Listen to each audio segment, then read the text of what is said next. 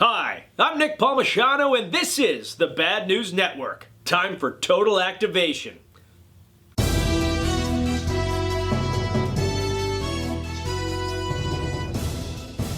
A massive 7.0 earthquake hit Anchorage, Alaska this morning, damaging homes, roads, and bridges.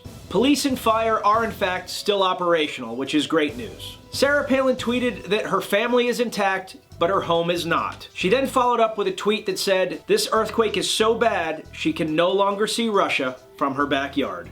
In all seriousness, this was a major quake, and we hope that Anchorage, Alaska quickly recovers, and we wish all of the first responders working diligently around the clock well as they try to work through this very dangerous situation. In President Trump news, former Trump attorney Michael Cohen pled guilty this week to lying to Congress about the state of negotiation between the president and Russia as it pertains to building a Trump Tower Moscow. Apparently, when President Trump began running for president, negotiations were already well underway with Moscow to put this building in place. And as you know, any building there has to be approved by the government. Allegedly, as icing on the cake for this deal, Trump planned on giving Putin the penthouse. Now, none of this was unto itself illegal, but many people are contending that Trump's policy with the Ukraine, which is far more conciliatory than previous administrations, especially Republican administrations, was put into place in order to endear himself to Putin.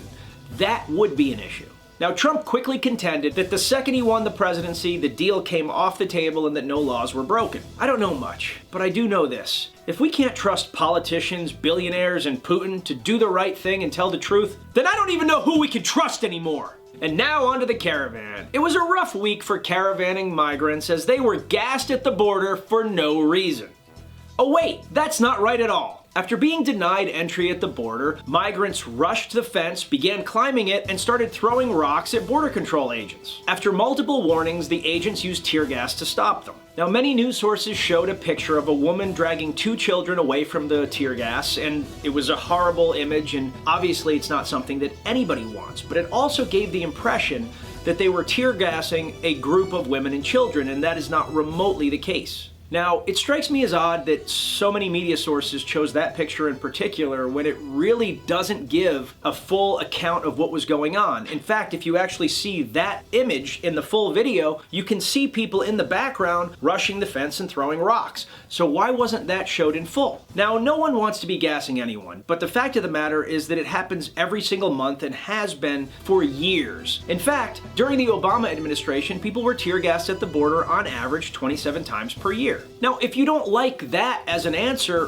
what do you want Border Patrol to do? They're always going to be outnumbered. Do you want them to just shoot people? Do you want them to just let people walk across the border as if our national borders have no meaning? You hear the name, Border Patrol. That is their job. They patrol the border to keep us safe from people trying to illegally get into our country. How do you expect them to do that without any form of violence if people are not going to comply? Now, the weirdest thing about this story is how hard it is to get a true reckoning of what the actual situation is. Most of the media is telling you that this is a large group of women and children that are all desperate asylum seekers and have no other opportunity other than to come to the United States, or else they're totally screwed. And then there's a smaller group of media that are saying, hey, this is an advancing army and there's probably tons of criminals in here and we need to repel these people at our border. And the fact is that none of those things are true. The closest thing that we have seen to an actual truthful account, oddly, came from an MSNBC reporter who was embedded and basically refused to give the answers that his network was sort of pushing him towards. And he reported that yes, there are legitimate asylum seekers. There's a small mini camp that is made up of women and children that have real asylum claims that probably should be granted asylum to the United States and have had a really hard go at it. And then the larger group of people are single males, not necessarily criminals or anything, just young guys that are looking for more opportunity, that are looking for better jobs, that want to come to the United States. And they're using this opportunity because there's so much media exposure to try to pressure the United States into giving them special treatment to get into the country. I understand all of these things, But why can't we just get that story? Part of the problem is the president. He just kind of came out and said, we are going to repel these people at the border and they are not coming into our country. Another option might have simply been, the United States has a policy for asylum seekers. We will follow that policy. We will assess every person on an individual basis. And if they qualify for asylum, then 100% we will let them into the United States. And if they don't qualify for asylum, they're going to have to go into the same group of people that have to apply for work visas just like everyone else. Now, we all know that nothing like that is ever going to come out of President Trump's mouth, but for Christ's sake, can we not pretend that there aren't NGOs there every day that are pushing for open borders, that are providing these people with food and transportation? I mean, one of the NGOs is literally called like Open Borders International. We're pretending these people don't have an agenda. We're pretending this isn't a politically motivated stunt. And yeah, 100%, all these people involved, all these migrants are the pawns in this kind of big political game. If we just report the news, all of this becomes a lot easier to unwind. In short, follow the process. Don't demonize anyone. If someone qualifies for asylum, let them in. If someone doesn't qualify for asylum, don't let them in. But you can't, under any circumstance, expect Border Control to be attacked and not respond.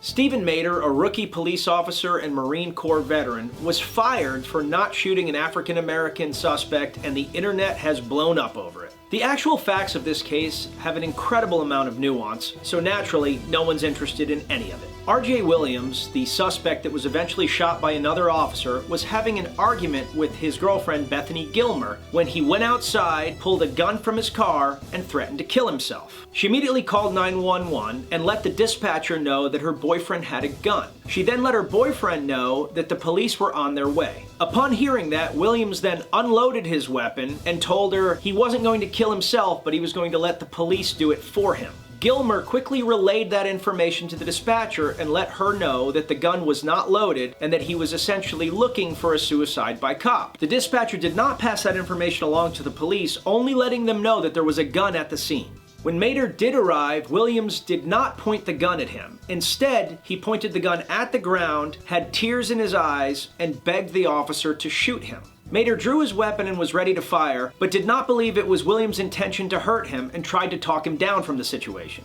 As he was making progress, two other officers arrived on the scene simultaneously. Their arrival frazzled Williams, and when he realized that Mater was not going to comply with his wish to be shot, he started aggressively walking towards the new two officers on the scene, waving his weapon from one to the other. At that point, the other two officers shot Williams, ending the altercation. While Mater thought that he could talk him down when they were one-on-one, he also agreed with the other two officers that once Williams had made the gesture of waving his weapon to both of them, the officers were well within their rights to shoot.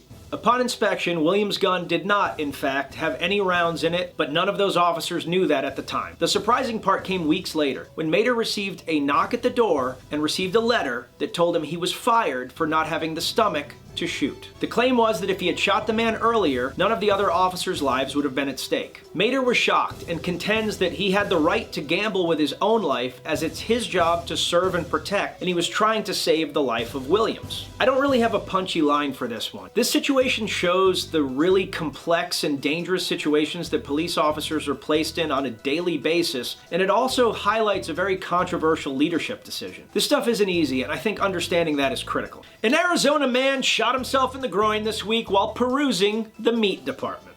Liberals quickly jumped in with the idea that we should ban all appendix carries, while conservatives were quick to counter that all we really needed were a few more good groins with a gun. However, we here at BNN just can't seem to get over the obvious meat department jokes. A new luxury shoe store that replaced Armani in Santa Monica opened its doors to fashion insiders and made $3,000 in its first hour of sales this week. The shoe store, Palessi, was actually Payless Shoes pulling the ultimate troll. Payless took the same shoes that they routinely sell for $20 to $40 and marked them up to $300 to $600. The morons buying the stuff were gushing about the ultra-fine materials and craftsmanship, and it makes me feel good to know that fashion experts, much like music experts, art experts, and movie experts, don't know what the they're talking about. Hey, I've got some premium vodka I want to sell you. Tracy Redford, a woman in Texas, has complained to Southwest Airlines and to the media that a woman at the Southwest Airlines gate at John Wayne Airport was making fun of her daughter's name and even posted a picture of her daughter's boarding pass on social media. At one point, the poor little kid asked, "Mom, why is she laughing at my name?" You know, I try to report the news here, but what kind of a person makes fun of a little kid? Like, how messed up do you have to be to do that? What's that? Her name's what? Are you serious? Okay, so apparently the kid's name is ABCDE, pronounced Absidy. Okay, so in that case, the answer to your question, Absidy, is that your mom is a moron, and that's why they're laughing at you. Your mom is a moron that does not have your best interest in heart and has set you up for a lifetime of failure. You will probably rise above this, but your mom sucks.